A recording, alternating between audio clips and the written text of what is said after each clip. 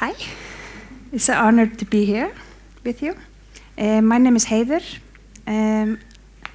My name is Estella.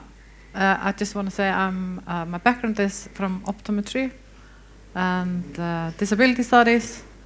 And today, after all those years, I am the purchasing and developmental manager. Yeah, and my background is I'm a special educator. And then I have a master in vision education and vision habilitering.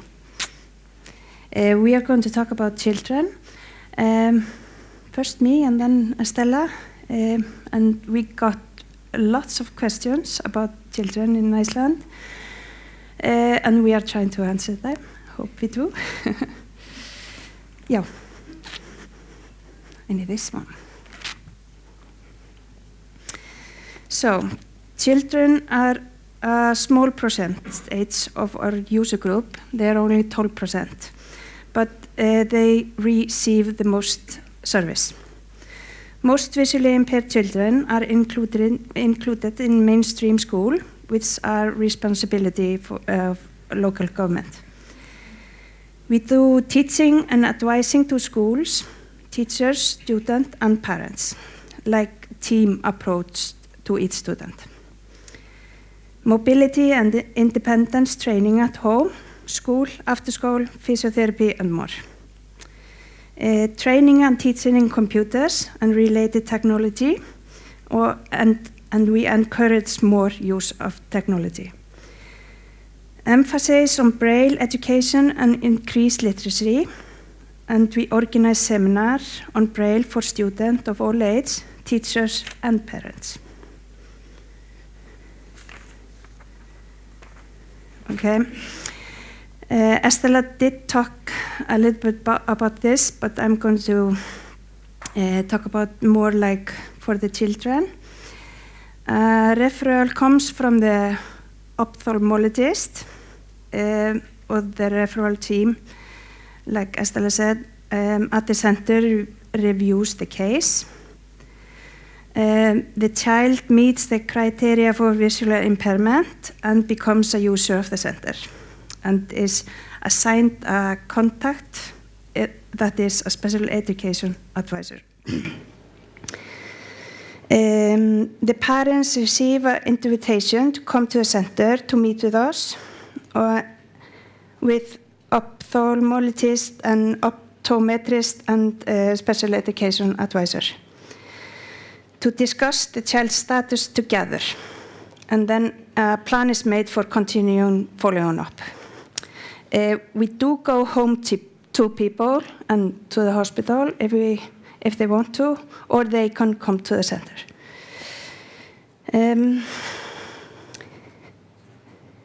The special education advisor makes a plan with the parents for outgoing advice and support, and provide early intervention tailored to the children's needs, with more specialists involved appropriate at any given time, for example, social worker, if they wish for. Okay.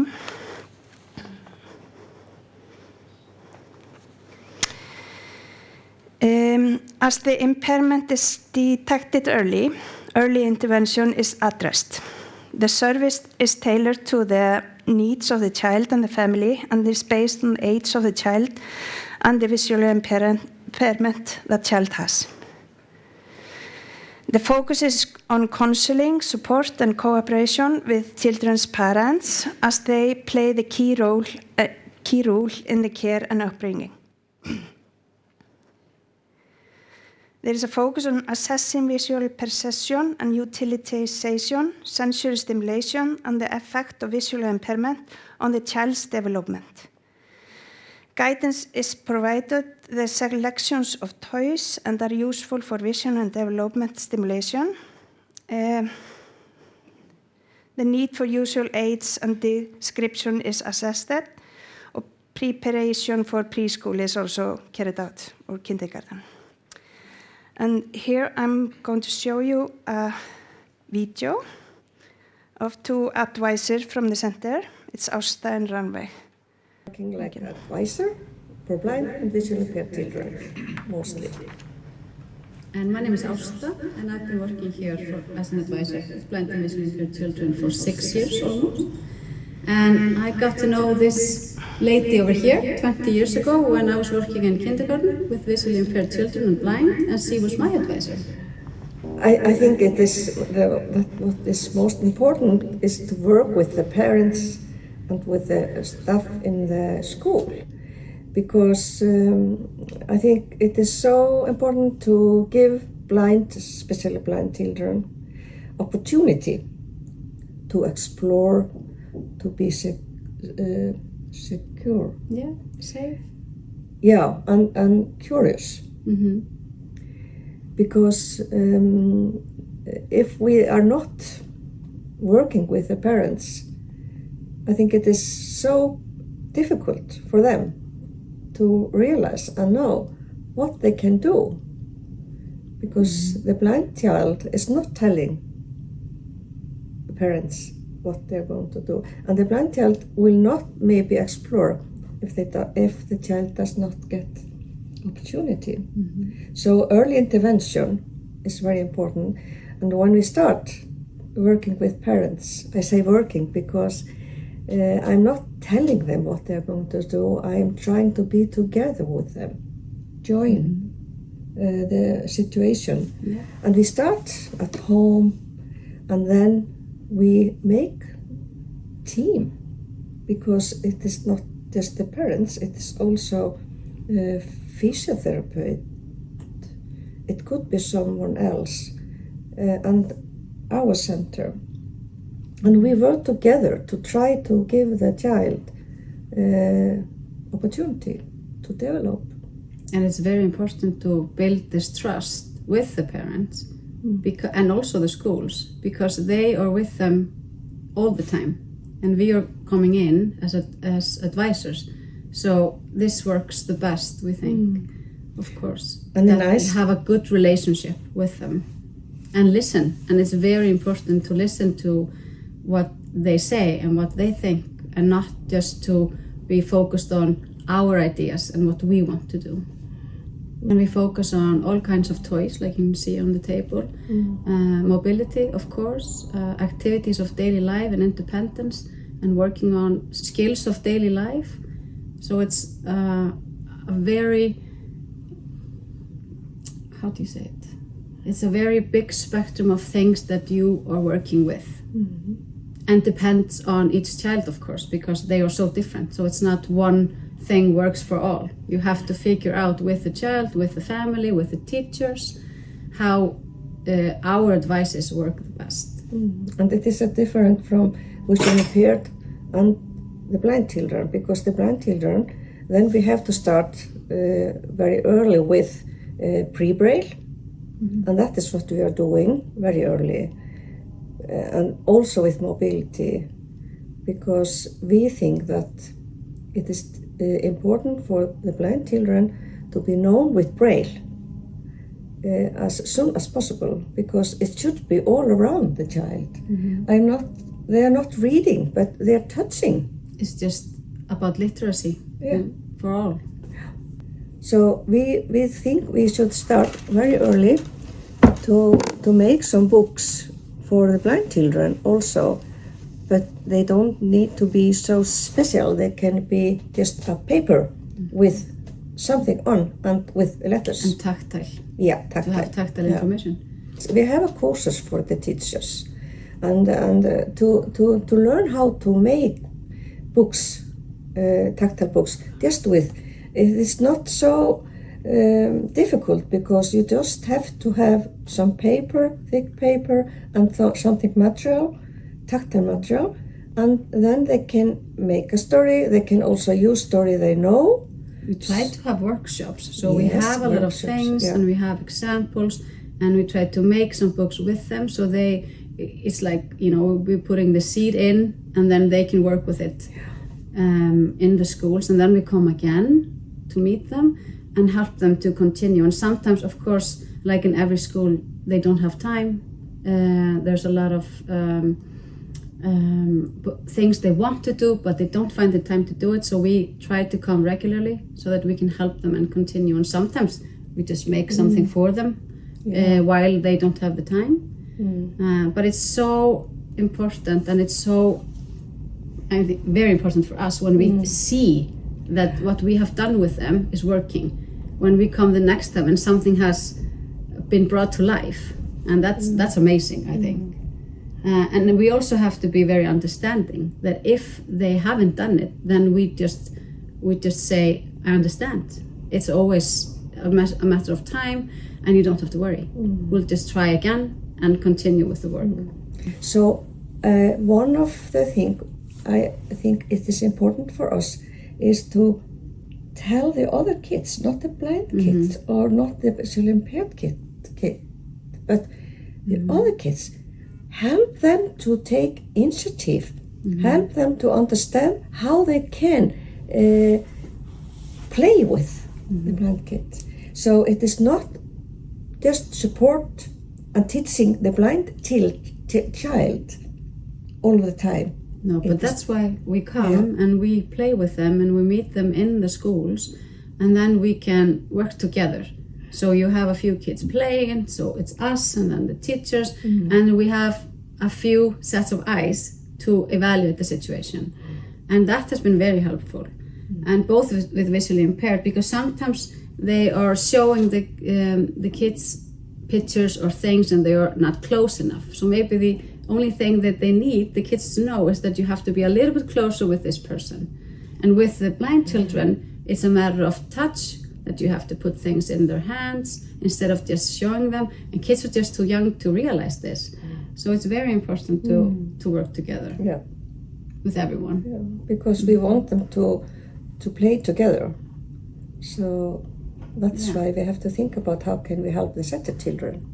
I remember a professor in Sweden, he said a sentence like, forget the child is blind, but remember the child is blind. And it means that don't start thinking about the blindness. Think about the child, the personality, how you can help the child to be independent, to be open-minded. But of course you have to think about the blindness, but not start to think about the blindness. It's not the one thing that identifies you. Yeah, yeah. Of course you have to adapt. Adjust, yes. But think about the child. And I think for us, it's very important to remember that the children we work with are very different. So what works with one person doesn't work with the other, like we said before. And you're always supposed to be free to be yourself. So we have to help them and the families to figure that out, how we can help in the best way so they can be independent and free and happy about themselves, just like they are.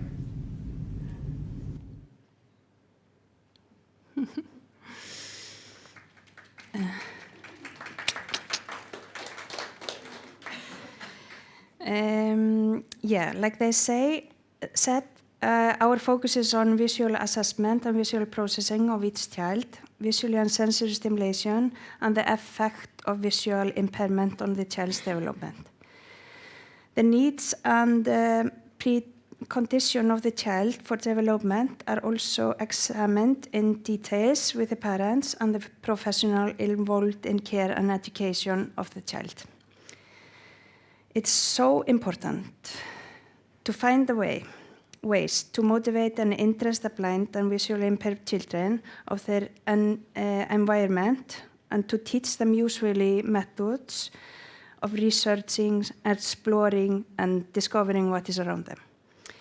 Their activity and communication with other children also needed to be supported and sometimes taught.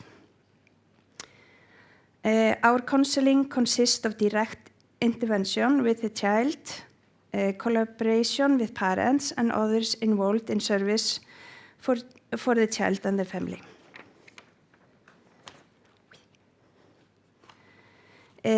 we use this development journal for parents and relatives, and I took it with me, half of my carrying, and you can look at it.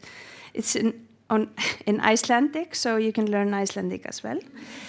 But we can look at it together if you want and see how we use it. We also use various checklists regarding visual development when assessing how the visual impairment affects the child's lives and development. We give educational booklets to parents so they can also follow the child's development and provide them with appropriate support. We don't give them the whole book at first, but we give them a little by little, so it's not too much.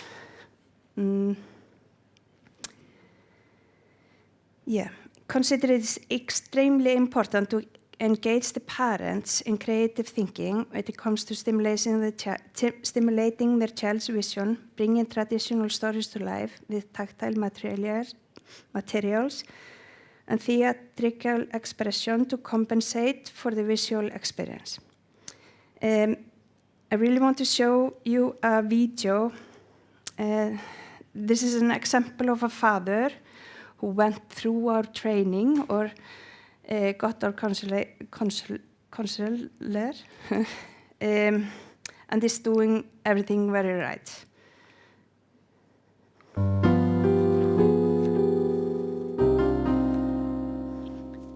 Hi, my name is Kristin, and I am the father of a wonderful boy who was born in 2004. His name is Theodor Helgi, but we call him Teddy, and he is blind. When his mom and I realized he was blind, we knew we had to help him discover the world. I wanted to show him all the things the rest of us know about our surroundings just by looking. Things he doesn't experience, like there being a ceiling to every room we walk into, that rooms don't just extend all the way to the sky. So I would lift him up and raise him all the way to the ceiling and have him touch it with his hands and walk on it when turned upside down, which he found rather interesting. In much the same way, I tried to allow him to experience all kinds of other things by putting him up onto them, having him stand on them, sit on them and touch. He has now sat at the wheel of all kinds of cars and vehicles, stood on fences, hung on the bar above the swings at the playground, and all kinds of things. To show him that light poles reach high into the air, I raised him as high as I could and helped him feel how the pole gets narrower as it reaches higher. As he got older and began talking with us, it became possible to explain things to him with much more precision. And I always tried to use very descriptive language when doing it. For example, when I was helping him realize that windows are see-through for us seeing people, that we can see what is on the other side, although he can't. I tried to use words that convey visual meaning. I think it must be very important for young children to touch and experience while they are small and talk with them about things and explain when they get older. That's why we had him touch grass and all kinds of plants and stuff, even if he didn't like it very much. He had to have a concept of wet and slippery and plants and all that, not just of his toys and carpet at home. And the funny thing is that almost everything I show him or tell him, he seems to remember. And he uses these things to construct his idea of the world. And later it sometimes happens that I show him something that doesn't fit into his mental picture of how things work, and he becomes very puzzled for a while. One can almost see his little head processing the information, and then he smiles because he finds things like that so interesting. And then I can't help but smile along with him. Teddy now has a very impressive vocabulary. And sometimes when he is describing things or is writing stories, he uses even more descriptive and visual language than I do.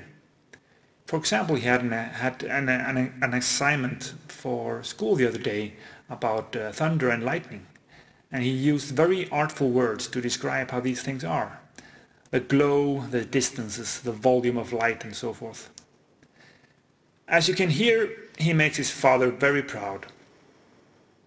And hearing him describe things using all of these experiences he has had with me makes me very happy. He's so smart. I must have done something right. Thank you for listening, and best regards.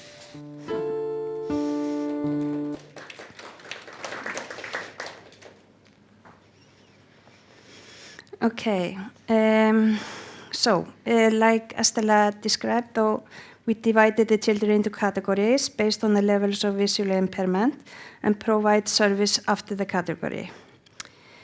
If I take an example, it's like category A, then it's maybe legally blind child, and then it's at least 4 visits per year, visits per school year. Huh? Yeah.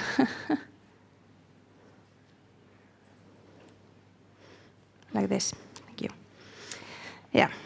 So category A, legally blind, and then you get 4 visits per school year, and plus more if it's needed.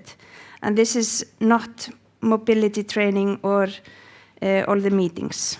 It's just the visit to the schools or homes. Most school, yeah.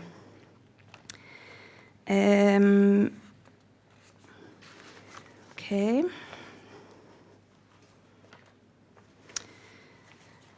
Okay, when child starts in preschool or kindergarten, as needed, work is done in close collaboration with others who provide service to students at any given time.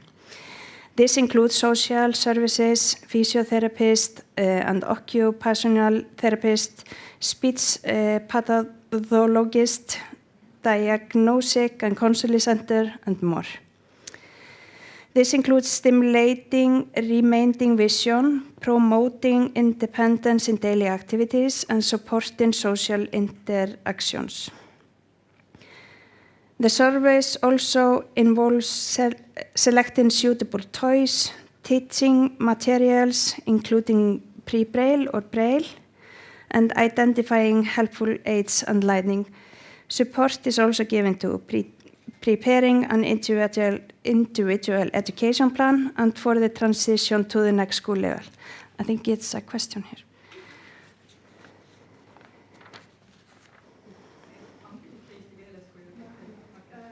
Okay. Þú líka að hlusta.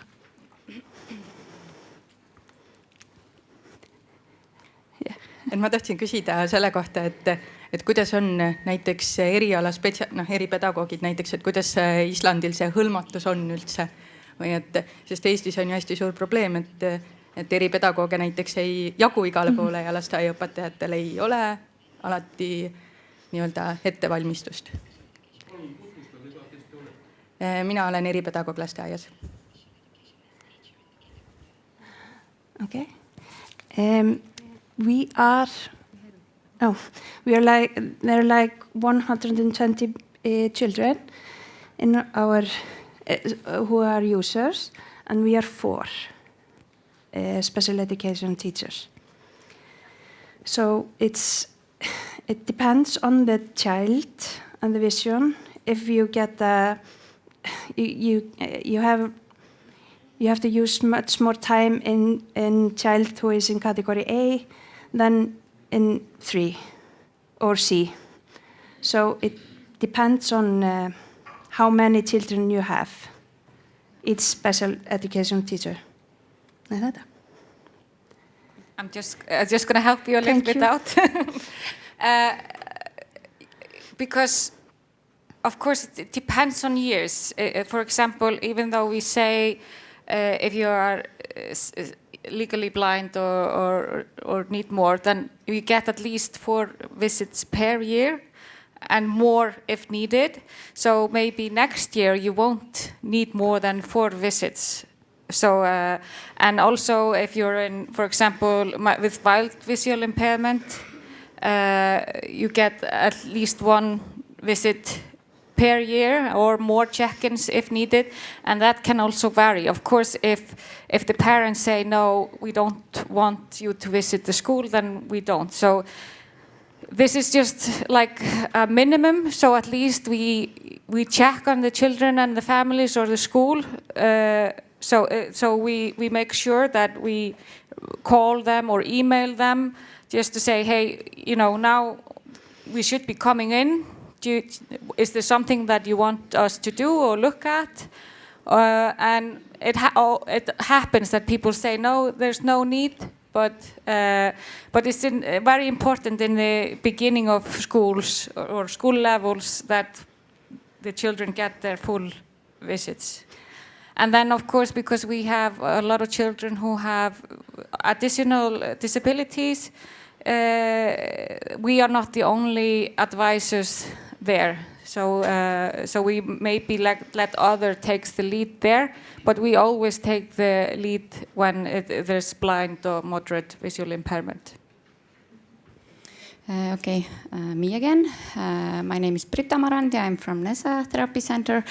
I have a question about the same thing, that you go and to the educational center or at home for like 4 times per year, but you assess the child in this environment and give your like guidings and assessments. But does the teachers are ready to work with the kids for only 4 times when they don't know anything about the children? That was her question, actually. But the other thing, what I wanted to ask, is there extra like habilitation or rehabilitation for the kids on daily basis? In Estonia, they go to the rehabilitation centers and also they go to school or kindergarten. So do you have the system like this, or they just have the 4 times per year?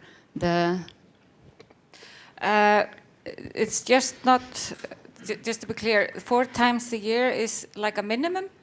And when we talk about assessment, these are only the visits. These are not the assessments or the training with the teachers. It's just to make sure that things are working as they should. Because it's also like you know what it is? If you know that somebody will be seeing you or checking up on you in 1 month or 2 months, it gives you a, what do you call, like a, boost. Yeah. And of course, they are always, the teachers are always allowed, or the parents, to email or phone us in between, and we would come earlier. This is just more like a working plan for us. So if you're a new advisor, this is something you need to do, because the advisors have to plan their cases themselves. They would have to review each child, because, for example, the advisors that you saw in the video, they are more for smaller children, and then they would maybe go to elementary, then Heiðr would take over, so they would review what they did, and then Heiðr would take over. But the most important thing is that the municipality, because all our children, except those who are in special schools, and those special schools are for for children who have severe disabilities. But it's very important that they take responsibility. And then that's why we are kind of like, we're not supposed to be like a spy or something, but that's exactly what we are. So, and we are there to make sure that the child gets their individual plan. And in the individual plan, there should be occupational therapist, either in the school or they are going to the school, and we would then see the occupational therapist, so we would advise them like how it is to work with a blind child, but then the occupational therapist usually stays for longer, so you don't need to do the constant training. They have to see a physiotherapist, and that is in the individual plan, and we help the schools, because sometimes it's better that they, for example, skip the sports class and go to their physical therapy or some other class So the child is in the school like the rest of the children. I hope I'm. Is this answering? Yeah. But like I say, we are responsible for the service. We are responsible for the follow-up. But the municipality are supposed to give out the service that, you know, every child should have, and they should have. We always, when there's a blind, for example, when there's a blind child, we always tell the schools that they should have 2 teachers. So one who is responsible for the blind child, and the other one who is responsible for the class as a whole, and they would work together. Nej. Tack.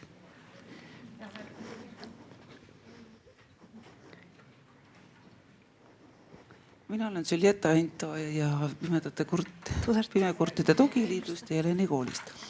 Minul tegelikult tekkis ikkagi üks praegu sükene küsimus. Me alustame sellest, kui sünnib pime laps. Kuidas see nõustamine siis hakkab?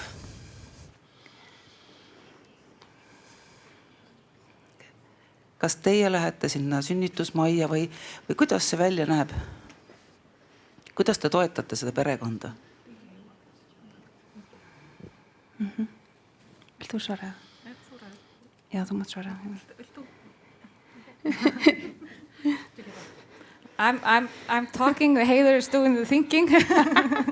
We're helping each other out. We go to the hospital. We would, if they are ready, then we would go to the hospital. If not, then we would visit the homes soon after. And it's more like a question about ease our way in, because of course it's usually something that people are not expecting. And then the key is, for example, Heather showed you our developmental journal, which so we'd start training the parents what they can do if there are some leftovers of vision and how they can train the vision. But of course it's always like you have to be very careful and different approach for each parents on how people want to receive the services. So it's nothing, not everything fits all, but we start as soon as possible and as soon as the parents are ready to receive us. Küsimus on järgmine. Et kui nad on, ütleme, pooleaastased, te olete kohtunud peredega, koostöö toimib. Met the families, cooperation is working. I'm sorry, if a child is 6 months old, not a year and a half. In our system, families came to counseling. They could even stay overnight in our center. We managed to teach the parents and see how they worked. Do you have a similar system? Yes, but they wouldn't be, I mean, we would put in more hours, especially when they are very young, and, you know, to help the families. But no, they wouldn't stay overnight. We don't have that system. It's, I mean, of course we would like that, but it's a luxury that we don't have. We know that, for example, in some of the countries, people can come and stay overnight, but no, we are only on working on day hours. But I think they would probably get the same amount of time, but over a longer period. Okay.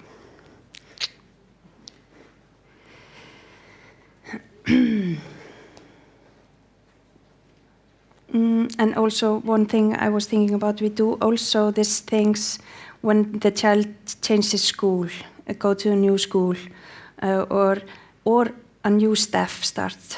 New teacher, then we have to go and visit and help out.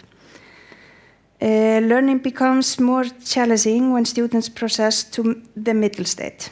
At that point, one must consider various aspects of education of blind and visually impaired students, and many things may need to be adapted in accordance with the visual impairment.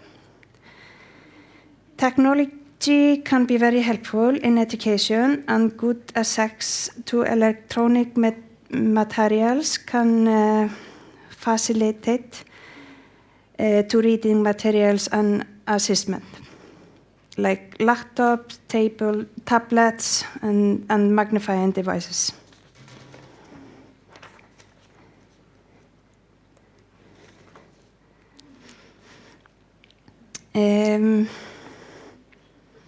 Our experience is that most students don't want to stand out, and this awareness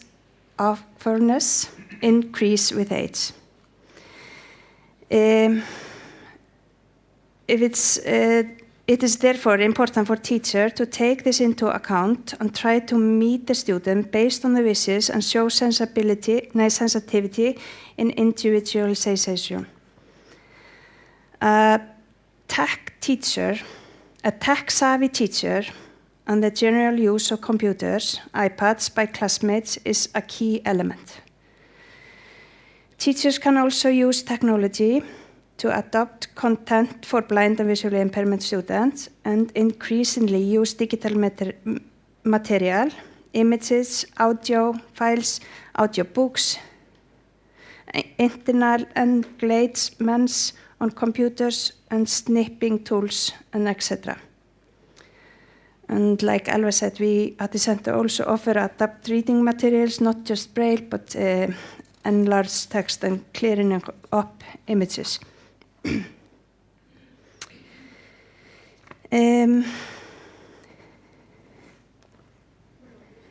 Ja. Är jag någonsin? Merike Kaljujaar, Vanalinna hariduskolleegium. Alustavad lapsed punktkirjaõppega. Küsimus on, et mitmendas klassis nad lähevad arvuti peale üle?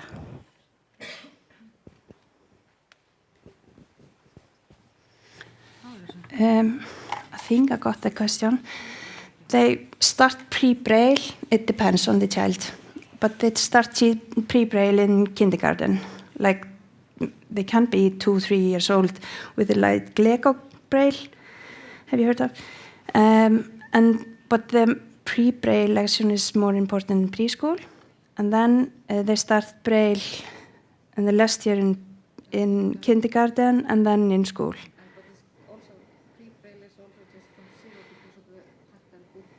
Yeah, and yeah, see that. When do they start using computers? Computers in school. 5 to 6 years old. What grade? First grade, 5 to 6 years old. In computers. Learning computers. Yes. So they are using braille and computers at the same time in their studies? Yes.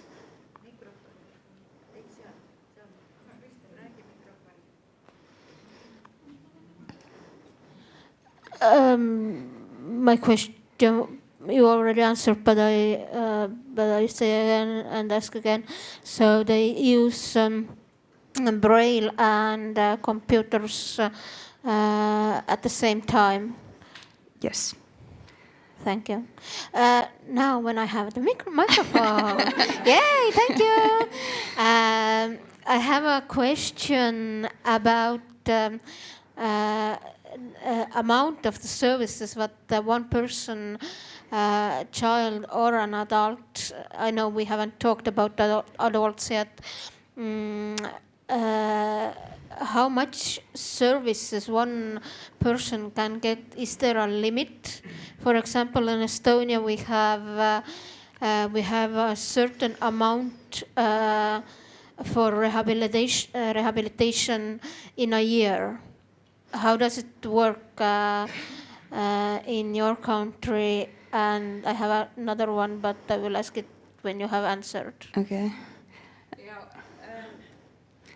There's not limit. There's no limit. That's why children. we only put on the slide earlier. There's a minimum of visits, so there's no limit. And because we know things are changing in Europe, because you have to have. Offer out the services, and people have to make a bidding and things like that. We are seeing that all over. If we would have to do that, the bureaucracy would be so much. So we would need at least 5 staff members to be able to do that kind of work. So our government understands that with the bureaucracy comes more, need for staff. So no, there's no limit. Of course, if a person is, of course you can't be using the service more than you need, then we would have to have a talk with the person, because then it's maybe more like a social visit rather than teaching or training. Estonian Social Affairs or Social Ministry, I hope you heard that. And the second question is, you said that people will not stay overnight at your center, but what happens if a person or a family needs a longer teaching period than one day? I mean, what happens if they can't get enough knowledge or enough practice in one day? So of course you're allowed to stay overnight. For example, because we're in the same house as the Blind Association, you can rent apartments, so you can stay for longer. You can also use the hospital apartments, which are very cheap. But the way we do it is we just, there's no limit. So if a person comes in from the countryside and stays for one day, then we do the training then. Then we come to them in maybe 2 or 3 months, and we keep in email contact or phone contact in between. So the collaboration doesn't die even though you are not in the room, if you know what I mean. So, but what we are worried about, which is more like in the adult past, is that when a person loses vision very suddenly, there's no real, we are responsible for the habilitation, but we would like to have, like what you're talking about, overnight stay. We would like to be able to offer that in collaboration with other medical institutes, so there would be somebody to catch them, then you don't go home after you lost your vision. But how fast? I understood before that the doctors, the hard word what I can't pronounce, the eye doctors, they refer people to you, but couldn't they refer them faster so you could get the information when they are already in the hospital? Or how long does it take when the referral gets to you? If there's a child, we usually hear it within the day or the next day. So we just get a phone call. So we just respond immediately. We don't wait. But then Adults, it's the same. If it's a sudden vision loss, then we respond immediately. Nobody has to wait. They just get in front of the line. So we clear everything up, so we are able to, meet the people. Okay.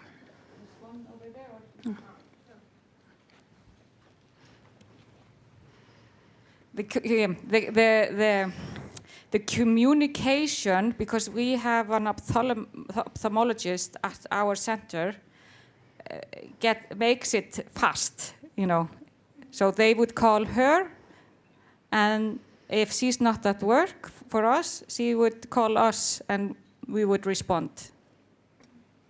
So, see vist töötab. Britta Marandi, Nesa teraapiakeskustel. In Estonia, we are not allowed to spread information about the health situations. So how does this work? Because our social workers or schools or, I don't know, local municipalities, they don't get the medical information. And if the parent is not allowing to share the information, so the kid will be like with no help, no therapies or families are not supported. What can we do to have your opportunities? We are, there's in the law that we are allowed to share information. So it has to be in the law. That's really important. But of course we have to be very careful with the sharing, and sometimes we have to seek an agreement from the parents to share the knowledge. But it has never been an issue that a parent says, no, we don't want you to share the information. So you have to have it in the law. Okay. In high school, college, it's a little bit different. In the most cases, the counselors of the center work closely with the academic advisor at the college.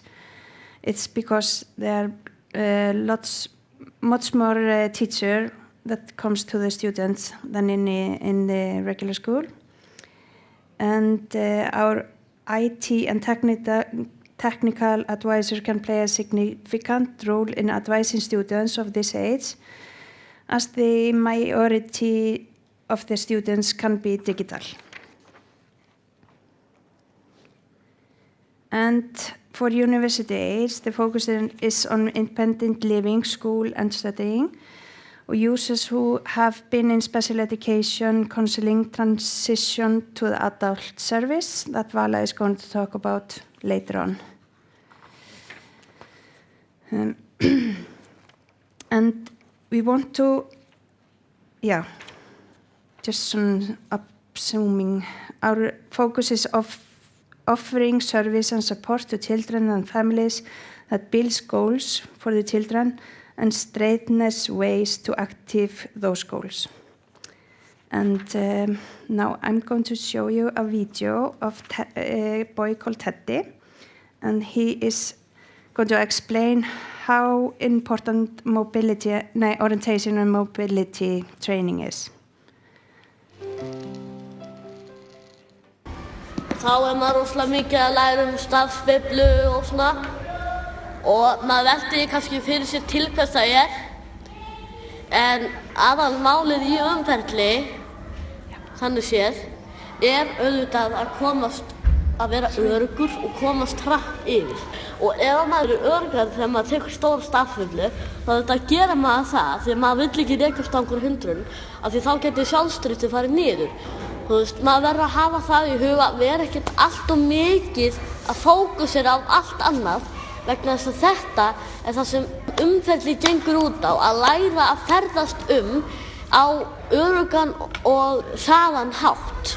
Maður kannski í stofunni sinni, einhver kennari mann, og svo bara þarf kennarinn að fara að gera eitthvað og fer bara. Og svo kannski allir að fara fram til að gera eitthvað inn á sali eitthvað. Þá þarf maður auðvitað að kunna það. Maður þarf ekkert alltaf að biðja aðstoð. Umferli gengur einmitt út á þetta að vera að bjarga sér sjálfur, frjálsferða sína. Og auðvitað þetta líka svolítið frelsi að geta farið á þess að þurfa að hafa verið að leiða ykkur. Umferli ekki einhver kennsla í því að vera göngugarpur. Þetta snýst ekki að vera einhver sem maður elskar alltaf í einhverjum göngum. Þetta snýst bara að maður verður að kunna að rata. Þú veist, krakkarnir, sem í fyrsta bekk og öðrum bekk og þriðja bekk og fjórða bekk, þeir eru strax farnir að labba sjálfur skólann og þeir horfa bara á annað fólk, en þeir eru samt ekkert leiddir.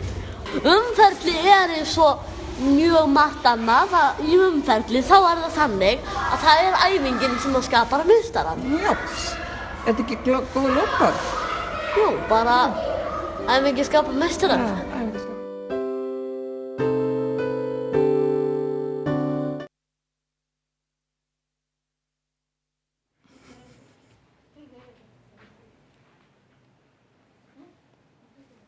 Hi again. I'm going to talk about an Erasmus Plus project, Teach GVI, that we started in 2014, right? To 17. 15 to 17. Okay. In the beginning of our institute, with the laws crafted in the spirit of the UN Convention on the Rights of Disabled People, functional assessment is essential. It is about how people function every day with a low vision and disability. The staff worked in teams, multidisciplinary teams. We saw multi-disabled people, and it was sometimes not possible to measure visual acuity. Only access function, observe their reactions. Soon interest among staff on cerebral vision impairment started. So there was a big focus on multidisciplinary approach in services and functional assessments. Interest among staff on cerebral blindness, vision impairment. Little literature was available on the matter, and few names of expertise in the Western world. We engaged in European projects like MDVI, multi-disabled with visual impairment. Meeting other stakeholders in the beginning from other European countries, we started network building. Then the idea was born to start a European project on CVI. Our institution, Sjónstöðin, took the initiative and applied for the Erasmus project Teach CVI. The aim of the project said, Teach CVI is a partnership that aims to create collaborative tools for teachers and healthcare professionals. It is meant to build a bridge between teachers, educators, and healthcare professionals so they can work together to benefit the target group, children with CVI. In this picture, you can see there were 7 partners. That is us, the National Institute. It was a Catholic Universiteit Leuven, Belgium. It was Child Vision in Ireland. The State Diagnostic and Counseling Center in Iceland, Positive Eye Limited in the United Kingdom, the Royal Blind in Scotland, and HNG for Special Need Education in Schools in Sweden. The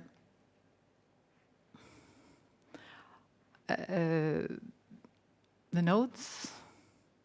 I lost my notes anyway. Yeah. The group was multidisciplinary and involved a lot of other professionals from those countries during the project. Ophthalmologists, optometrists, pediatricians, neuropediatricians, psychologists, neuropsychology, special teacher of the blind, low vision therapist, occupational therapist, and more. In Iceland, we had a good cooperation with the State Diagnostic and Counseling Center, and they knew a pediatric neurologist from Belgium.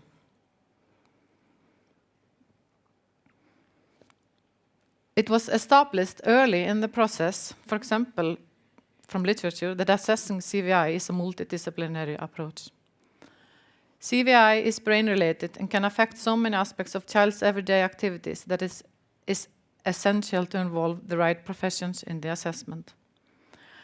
In the project, it was stated, a multidisciplinary team should include pediatric neurologist, pediatrician, ophthalmologist, orthoptist, optometrist, neuropsychologist, low vision therapist, special education teacher, might also include physiotherapist, occupational therapist, speech language therapist, social worker.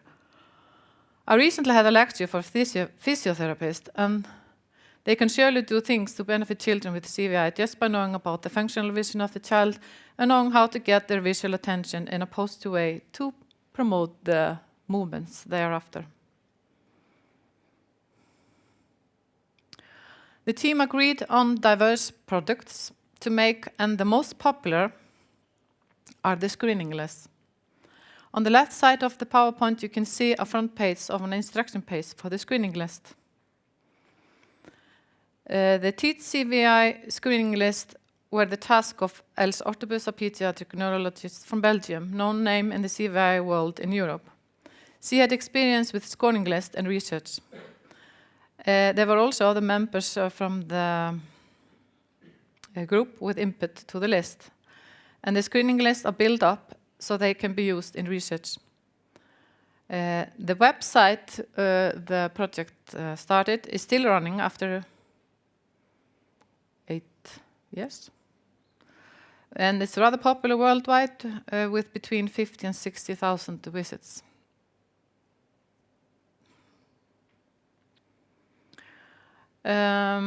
We must know that CVI is not a medical diagnosis in itself. You won't find the ICD-10 code for it. In Iceland, children with CVI usually have a low vision, but sometimes not. They can be disabled and often have a CP, cerebral palsy diagnosis. The screening tool are not a diagnostic tool, only meant to screen out those who need further evaluation. The screening tools are meant to be used in large countries where in small villages or towns, teachers could help parents to fill it out, get health personnel to assess the results, and refer, if necessary, to a further evaluation of a larger multidisciplinary team. In Iceland, we have used it to screen for symptoms when children are referred to us. They need to have low vision usually. We make exceptions sometimes, and if we come to conclusion after we have done our assessment that they don't belong with us, we discharge them. The diagnosed CVI is never based upon the scoring list alone.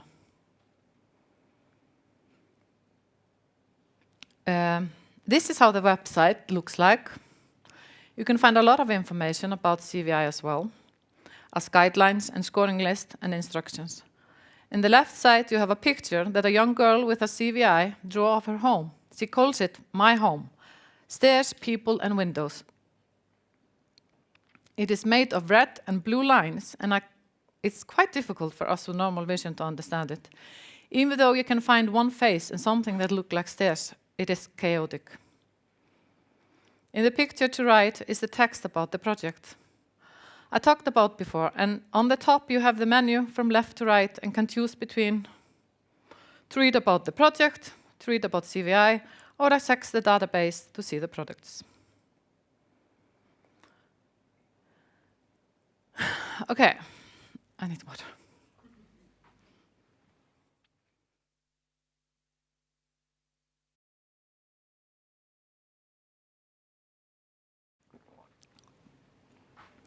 A different angle in reception of children.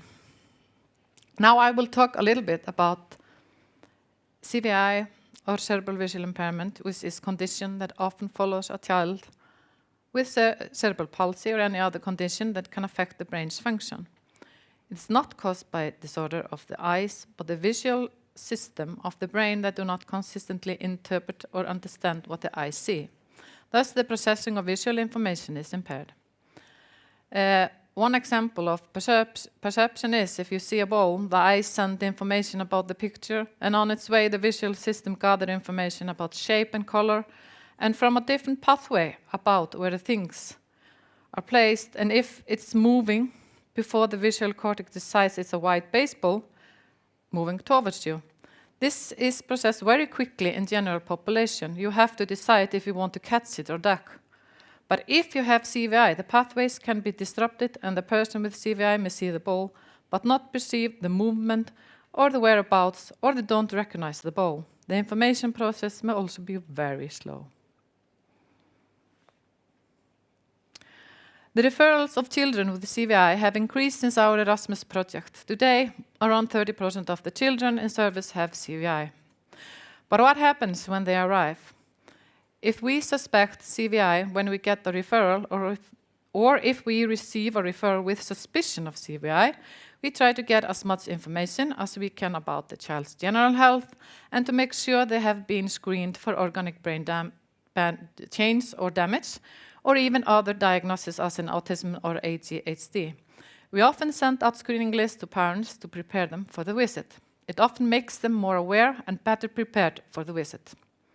If the screening confirms suspicion of something during the interview, wakes up more suspicion of CVI, we test the child and perform the developmental test of visual perception if they have the ability to participate. The results gives us and the parents an idea where the child stands among other peers. We have some recommendations to give to teachers to work with different skills that need addressing when the child has difficulties with visual processing. The motor free test is a screening test which can be used on adults as well as children. And we usually recommend, it is individual, but after 2 years if they're starting school when you first do the assessment.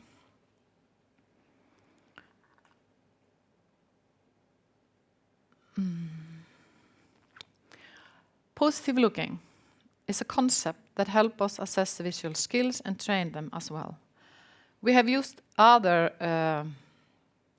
systems, but this is the latest one that we have implemented in the whole institution like 5 years ago, 4 or 5 years ago.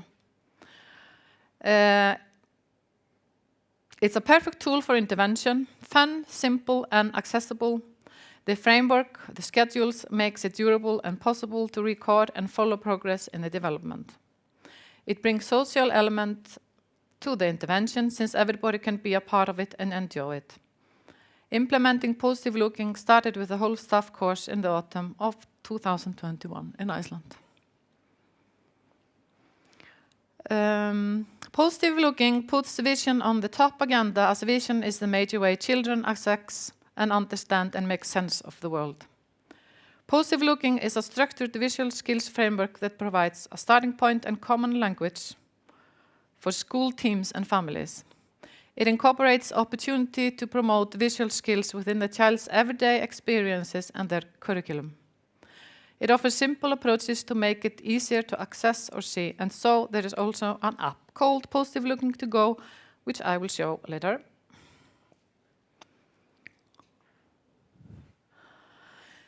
Here we have a simple overview of areas of visual skills. And from on the left side, we have the name of the visual skills, like visual awareness, awareness that something visible is present in the visual field. We have visual attention, that's attend to an object that has as a blockage of light or due to characteristics of the object. We have localization, one becoming aware of visual stimulus, turn eyes, head or body towards it. We have the fixation with direct gaze and lock eyes on an object or a light source. We have the tracking, fixate and visually follow a moving object or a light source. We have the transferring gaze, transfer visual attention from one stimulus to another. We have the scanning, search an area looking from one element to the next to locate a desired object or person. We have the visually direct reaching, eyes used in conjugation with hands and body to swipe, kick, reach, or move towards things seen. We have the visual discrimination and recognition of objects. Recognize familiar objects, recognize different or similar objects. We have the visual discrimination, recognition of images and detail in pictures. That is to discriminate objects in detail from various backgrounds, low, high contrast, plain, complex backgrounds, small or large objects. And identification and perception of patterns, numbers, and words. Discriminate between similar and different shape and letters. In a special form, other than this, we can choose which visual skill we are going to train and specify what we used and for how long, what response we got. This is important to follow progress. Early interventions work usually because of the brain's plasticity. The earlier we start, the better the outcome can be. Here I wanted to show you how a school in Wales took and made a scheme that shows how they implemented the visual skills training in the pupils' curriculum. In the left picture, you have a heading record of visual skills development. Then you have all the visual skills that I talked about before, listed in the first column. In the next column, you can put the developmental baseline for each visual skill area. Then there is space for 3 reviews during the school year. In the picture to the right, you can see grades given from 1 to 6, which are intended learning outcomes.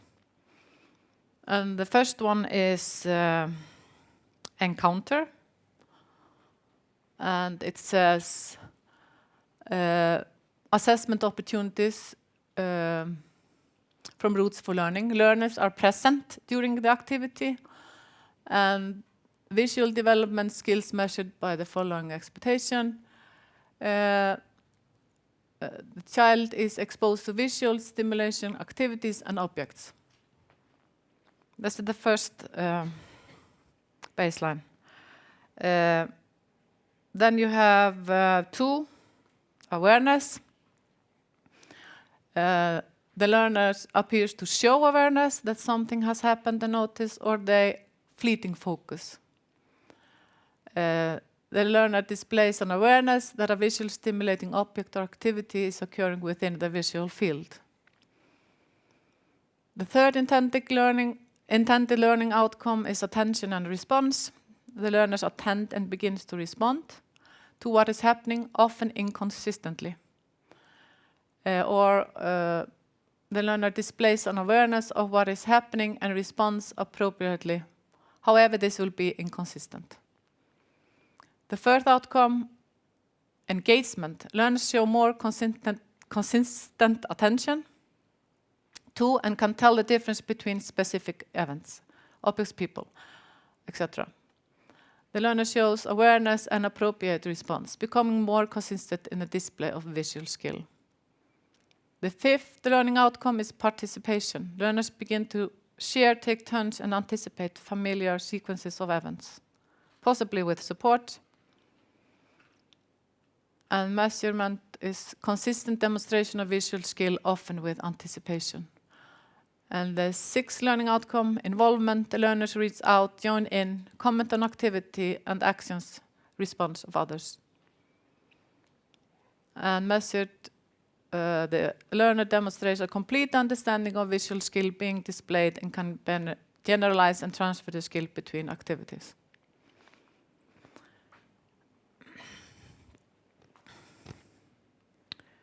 Okay. This is the picture of the app. It's called Positive Looking to Go. I just wanted to tell you about the app. It's very useful and full of practical things and tips how to go about and what to use in training visual skills. The first picture shows the image of the owl and how the app looks in the App Store. The second picture shows the main menu and an overview of the visual skills areas. And the third picture shows the menu. If you choose tracking in the main menu, then you get suggestion how to use, for example, instance flashing tactile ball or a light up caterpillar or a red pointing stick. It's very practical, very useful, and it's free. Could you say the name again? Positive Looking to Go.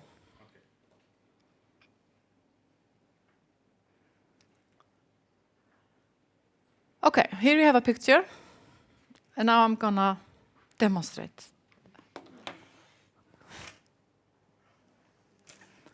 This is about making what you see accessible.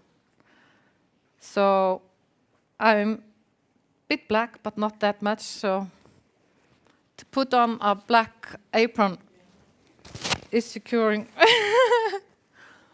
Is securing what? It's like this, okay.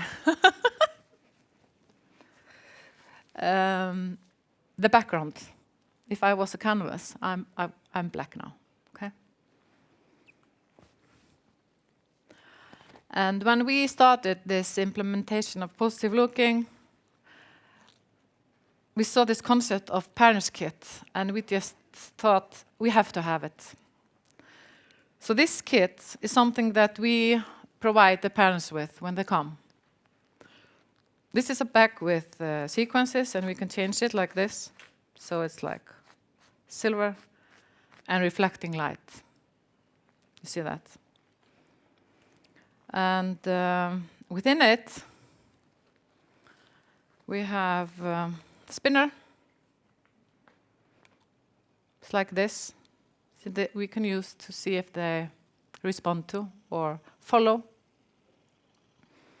And everything is more visible when you have a black background. And then we have like a black glove with a yellow pom-pom.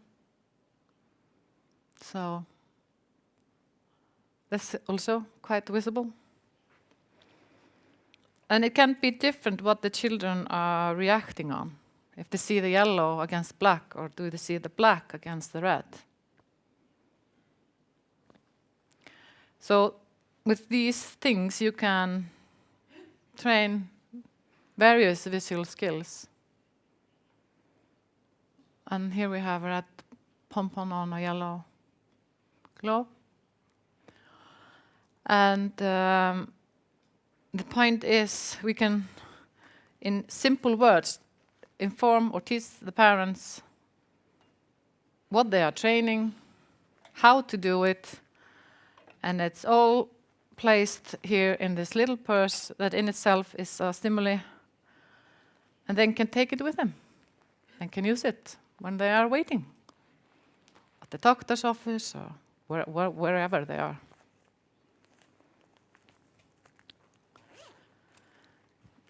Okay, I'm done. Any questions? No?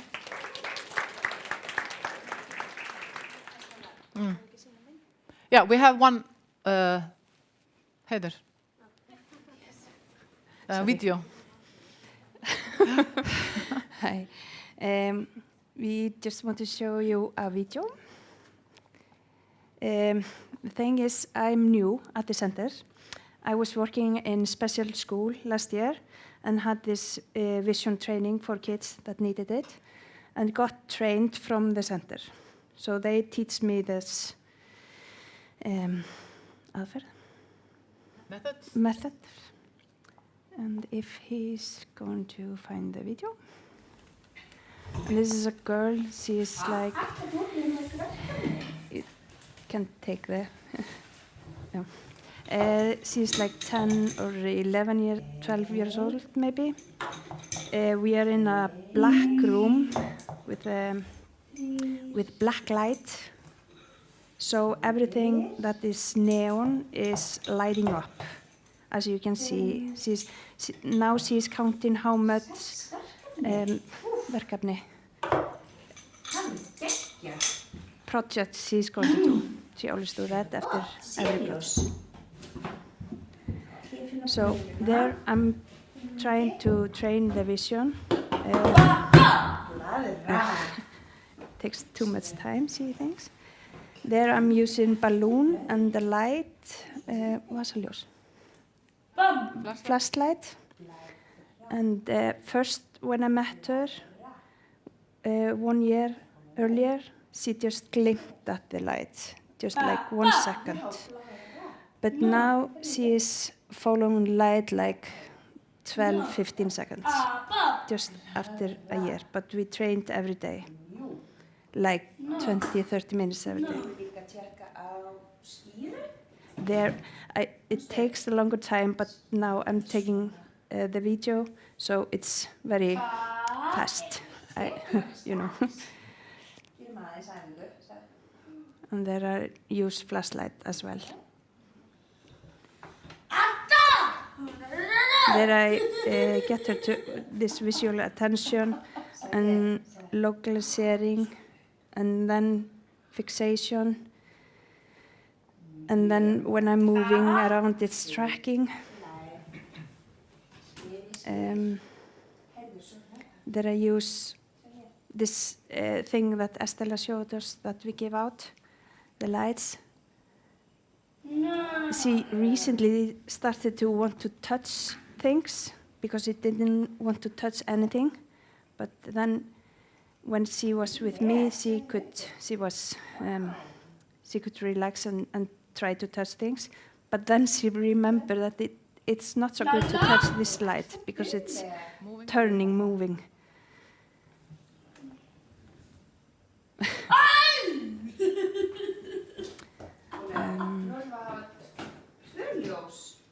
And then there I'm training her to what's called transferring gaze. first seeing one light, and then I'm trying to move the other light to get her attention there, so she can, yeah.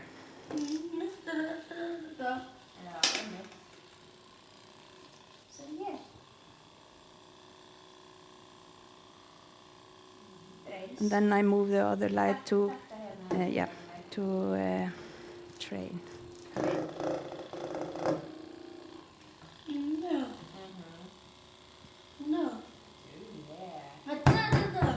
And it's amazing because she, after this year, she has been using her vision lots more, they say, the teacher in the school, that she's trying to use and see what's around her.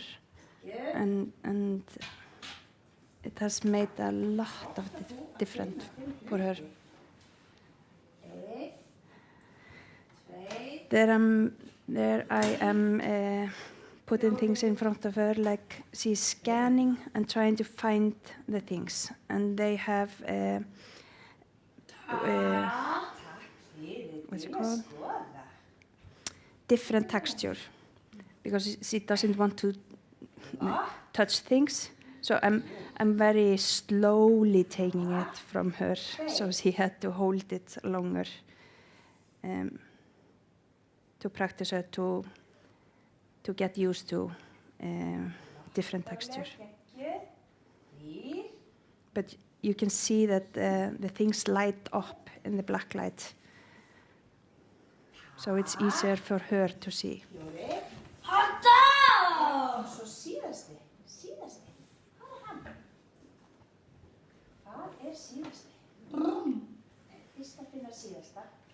I'm moving the thing so she will notice it. No.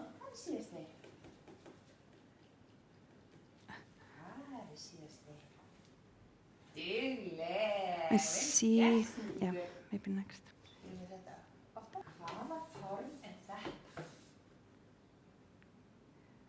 And like this, now she's going to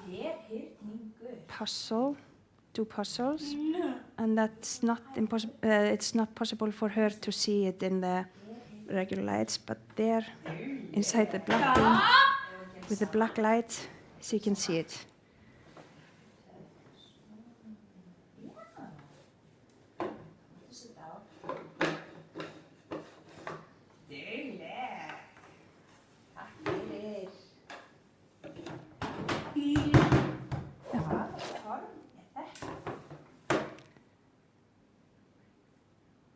I thought I could fix the video myself, like.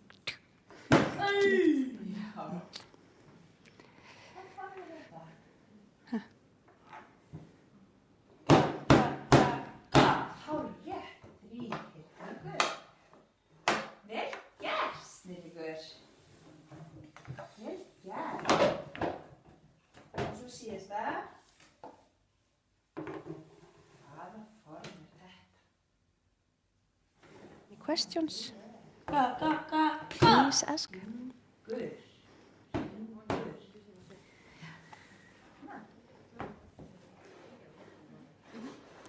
Do you want us to finish watching the video, or? We could do that, but I think it's not so much left.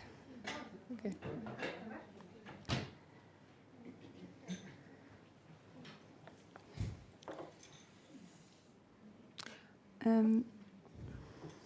Four minutes left. She can start asking, maybe at the same time. Maybe I explain this one, and then you can ask. This is what, because she's learning the body parts. So I'm trying to ask her to clap the hands together, clap to the thighs, clap to the mouth or head, and she always get this stereo for doing things. That's the. And you can maybe see she has CVI, and she's responding very late. When I ask the questions, sometimes I sit like 10 seconds, and then she starts. So we have to be very patient, and if it's not happening in 15 seconds, I try to, yes. I think it's okay for the question. Yeah. Hille Maas, Estonian Unemployment Insurance Fund. Thank you very much. Was very interesting presentation. And I was actually wondering to ask about ICF-based assessment. You presented a lot of very interesting and very specific instrumental tools for assessment and also for following up as functional abilities, right? But in the morning you said that you started 2013 with ICF-based concept, right? And of the assessment and management, right? So I was wondering that as far I know, there is no ICF core set about the low vision, or is it already developed? So I know that there is a hearing loss core set. Today, they have recently made some ICF, updated ICF that considers deaf blindness. That's just recent. And you can find it in the pages of NKCDB in Sweden. Okay. The Knowledge Center of Deaf Blindness in Sweden. But in 2013, they had made this, they have already started in Sweden to gather up information from ICF about those 9 life aspects, and gather in that information about ICF that was like good for deafblind assessment, for the deafblind people. And we used that. We translated into Icelandic and we used that. We didn't give people grades of functioning, but we took the interview with them, and then we made sure that they could get the services or the assessment within all the institutions we were working with in the team. So we facilitated better service, quicker service, like a rehabilitation process. Okay, thank you. Because I know in Estonia we have a hard time with this, how to integrate the specific instrumental tools to the ICF terms. It's really difficult for a specialist. It's probably same for you. Yes, but then I can also inform you that since then, because in the Nordic Welfare Center, the deafblind area, which is under the functional disability area, they have recently made a study plan that is also rooted in ICF. It's one study plan that should cover all aspects of deafblindness. That's also reachable from the pages from NVC. And they are currently also publishing the assessment tool to assess deafblindness, congenital or acquired one, in the same paper. And that's also rooted in the ICF. Okay, thank you so much. Aitäh. Kas on veel küsimusi lastega tehtava töö ja nõustamise osas? Yes, there are more. It's a question. I saw that you gave food after the, does it actually work or is it positive? Because in daily basis it works like this. I don't want a cereal, I want a cookie, and now I want a hamburger, and now I want an iPad, and then I want a car. So does it actually work? I know what you mean. But she is the only one who got the one cereal after. But no, not the others. Jaa, nii. On veel mõned minutid enne pausi, et on võimalus küsida. There's a few minutes for questions. Yes. Esther. You need your headset. It will be in Estonian. Oh. Tuli liiga lystä. Thank you. Olen Olga Pallo, spordi- ja huvikool Taigo. Olen huvitatud küsimast, et mismoodi toimub siis pimedate ja vaegnägijate sporditegevusse kaasamine, kas nad on ka paraolümpiakomitee liikmed ja kas, kuidas valitakse spordiala ja kui populaarne on siis nende seas ka sport? Aitäh. So. Yes, please.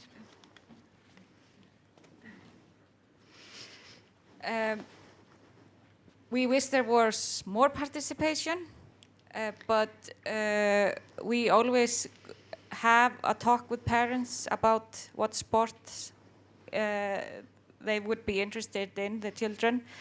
There's high participation in swimming, and it's more popular to be in a specific disability group rather than be in the mainstream sports. The sport clubs in Iceland are though opening up. There has been they have been trying to get more to participate.